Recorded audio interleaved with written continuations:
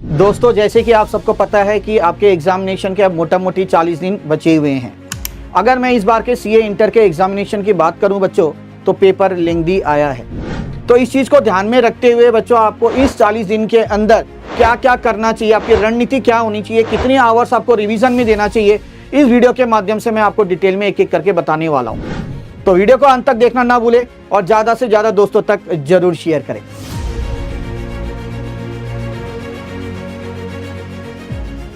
चलिए दोस्तों, तो वीडियो स्टार्ट करने से पहले आपको एक महत्वपूर्ण जानकारी दे दूं। ग्रूमिंग एजुकेशन सभी सीए फाउंडेशन बच्चों के लिए लेकर आया है महाजलवा सीरीज। क्या है सर ये? सर, इसके अंदर आप सभी को बच्चों कंसेप्ट के साथ इंपॉर्टेंट क्वेश्चंस भी कराए जाएंगे, जो न्यू सिलेबस के अकॉर्डिंग बहुत इंपॉर्टेंट रहने वाला है बच्चों। और स्टार्ट होने वाला है बच्चों ये 13 मई से शाम को 4 बजे, that is from coming Monday. तो तैयार रहिए सब बच्चों। अब देखो, आपके पास जैसे कि मैंने कहा बहुत कम समय है, सिर्फ 40 दिन। तो इस हिसाब से अगर मैं बात करूं तो रिवीजन आपके लिए बहुत इंपॉर्टेंस रह जाता है। आपको आप अपना जितने भी आप टाइम पढ़ रहे हैं, ठीक है, मैक्सिमम टाइम पढ़ रहे होंगे, लगभग मेरे ख्याल से मैं अनुमान लगा लेता हूं कि 10 घंटे तो पढ़ ही रहे होंगे।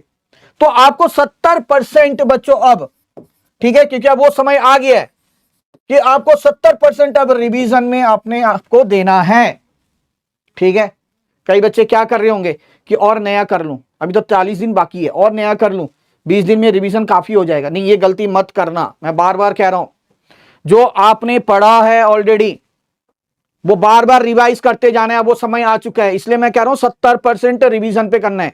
अगर 10 घंटे आप टोटल पढ़ रहे हैं तो उसमें से आप सोच लें कि 7 घंटे आपको किसमें देना है, रिवीजन में देना है। तब जाके ही आप अच्छे से पेपर निकाल पाएंगे, है कि नहीं? अब मैं आपको एक एक करके सब्जेक्ट वाइज बताने वाला हूं कि किस चीज पे मेन फोकस करना है अब आप लोगों ने। ठीक है, सबसे पहले मैं बात करने वाला हूं बच्चों आपके सामने लॉ की बात करने वाला हूं। ये एक ऐसा पेपर है जो हर एक बच्चे के लिए नया है ना, कहीं कहीं इशू क्रिएट करता है।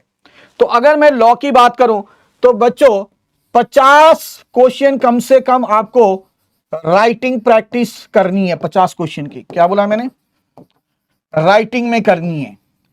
अब 50 क्वेश्चन, मान लो आपने कुछ एलएलपी से ले लिया, कुछ इंडियन कॉन्ट्रैक्ट एक्ट से ले लिया, कुछ कंपनीज एक्ट से ले लिया, इस तरीके से किसी से 5, किसी से 10, इस तरीके से आपने ओवरऑल 50 क्वेश्चन लिखित रूप में प्रैक्टिस करना है।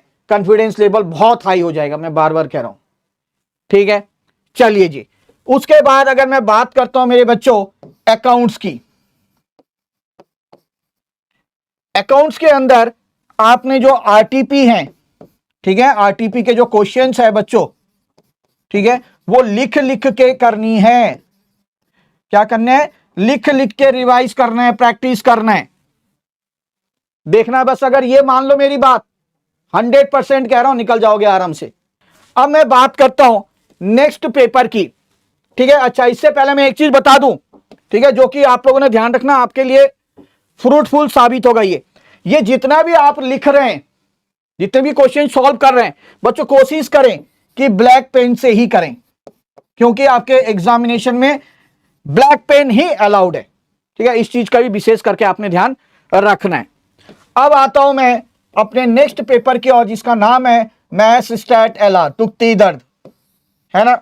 इसमें देखो बच्चों, सबसे पहले स्टैट की अगर मैं बात करूं, ठीक है, लॉजिकल रीजनिंग तो इजी होता है, वो आप कर ही लेंगे।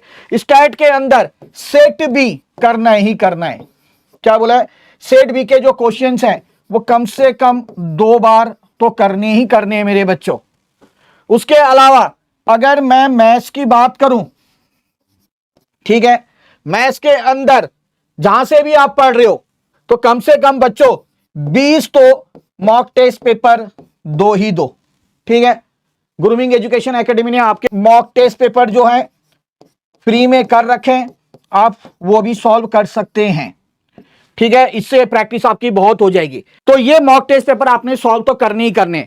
इसके अलावा बच्चों, आप सबको पता है कि ग्रूमिंग एजुकेशन एकेडमी जो है, ठीक है, हर संडे कंडक्ट कराता है मैथ्स स्टैट एलआर का all India challenge test series. ठीक है, ये फ्री में कंडक्ट होता है, ठीक है, हर संडे। ये तो आप लोगों ने देना ही देना है। अच्छा, इस पेपर की मैं खासियत है ये बताऊं, ये बिल्कुल एग्जामिनेशन पैटर्न के ऊपर ही बनाया जाता है, उसके हिसाब से ही बनाया जाता है, क्वेश्चन सेटअप किए जाते हैं। अगर ये आप देते हैं ना बच्चों, ये आपके लिए जड़ी बूटी साबित होती है, क्योंकि आपको पता चल जाता है कि आप कितने गहरे पानी में हैं, आपको कितनी और प्रैक्टिस की जरूरत है, कितनी और मेहनत करनी पड़ेगी, ये सारा चीज आपको इससे पता चल जाता है। ठीक है, तो ये चीज आपने ध्यान से देखना है। इसके अलावा अगर मैं बात करूं अपने आखिरी पेपर की, that is paper number 4 economics, तो बच्चों बहुत इजी पेपर आता है और ध्यान रखना इससे आप हाई स्कोर भी ला सकते हैं इस पेपर के अंदर। ठीक है, अगर इस पेपर में हाई स्कोर लाते हैं तो कहीं ना कहीं आपको एग्रीगेट बनाने में भी मदद मिलती है।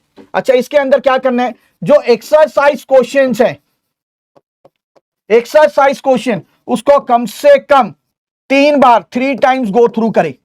इसके अलावा बच्चों ऑलरेडी मेरी एक वीडियो है जहां पे मैंने लगभग 250 इंपॉर्टेंट क्वेश्चंस डिस्कस किए हैं।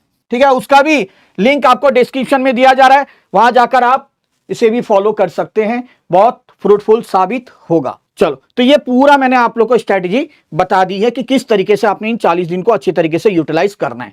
अब बच्चे चाह रहे हैं कि सर नहीं, अब तो टेस्ट देना है बस, है ना, बट हम चाहते हैं टेस्ट चेक होके भी मिले, प्रॉपर गाइडेंस मिले। तो इसके लिए ऑलरेडी बच्चों हम लोगों ने लॉन्च कर रखा है अपना क्या 3.0। ठीक है, ये टेस्ट सीरीज है, हर सब्जेक्ट का होता है, दैट इज डेली बेसिस पे टेस्ट होता है और इसकी जो कॉस्ट है वो बहुत ही मिनिमम कॉस्ट है। ठीक है, तो वो आप दे सकते हैं, पूरा प्रॉपर चेकिंग होकर करेक्शन कहां कहां करना है ये सारी चीज डिटेल के साथ आपको बताई जाती है। ठीक है, इसके अलावा जैसे मैंने बोला है आप लोग कि आप लोगों ने फोकस करना है किसमें, रिवीजन में। किसमें, 7 घंटे, अगर 10 घंटा पढ़ रहे हैं तो 7 घंटे रिवीजन में लगाने। जो आपने नोट्स बनाए होंगे, अपने सेल्फ नोट्स बनाए होंगे, उन्हें बार बार गो थ्रू करिए। ठीक है, जिन बच्चों के पास हमारी रिविजनरी बुक है या जिन बच्चों को कोई दिक्कत आ भी रही है तो हमारी रिविजनरी बुक भी ले सकते हैं। अच्छा, रिविजनरी बुक के अंदर आपको 4 ही सब्जेक्ट कवर किए जाते हैं। ठीक है, ये आप देख सकते हैं, बहुत अच्छी बुक है। बस इसको आपने डेली बेसिस पे कम से कम, डेली बेसिस पे कम से कम एक बार पढ़ो बस। ठीक है, ये 40 दिन है, मैं कहूंगा 30 दिन पढ़ लो, गो थ्रू कर लो, आराम से पास हो जाओगे, इससे बढ़कर और क्या बोलो। ठीक है, बस इतना मात्र कर लो मेरे बच्चों, that is more than sufficient. आखिरी बार जाते जाते एक ही चीज बोलूंगा, इन सभी चीजों की अगर आपको डिटेल जानकारी चाहिए तो आप हमारे हेल्पलाइन नंबर 88880402 पे संपर्क कर सकते हैं। तो मिलते हैं बहुत जल्द और एक वीडियो के साथ, तब तक के लिए जय श्री श्याम।